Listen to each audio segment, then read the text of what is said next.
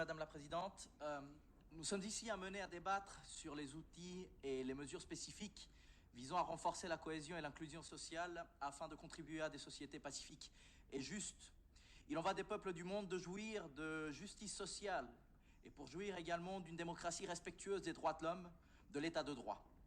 Pendant plus de 60 ans, la Colombie a été victime d'inégalités, donnant au pays la 3e place dans le classement des pays les plus inégaux au monde.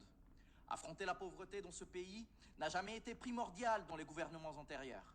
Tout au contraire, tout défenseur des droits de l'homme, tout étudiant, tout leader social ou environnemental a été vulgairement assassiné par les forces régulières ou par les armées illégales. Classons les victimes dans les listes de nombreuses fosses communes qu'il existe dans le pays sud-américain.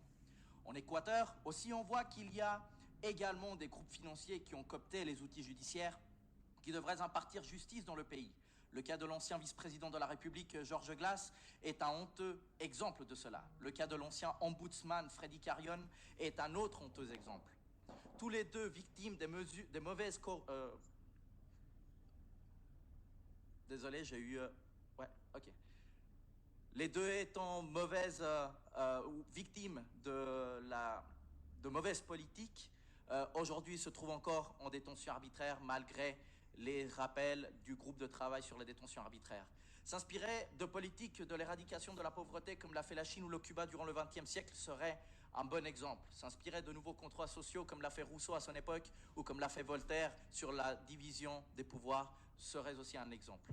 Par contre, est-ce que ceux qui détiennent le capital seraient actuellement dans l'habilité, dans la volonté de vouloir agir pour un nouveau contrat social en dépit de leur intérêt pour promouvoir la démocratie? C'est un débat qu'on devrait mener ici, dans ce forum, qui est vraiment de l'intérêt de tout le monde. Merci beaucoup.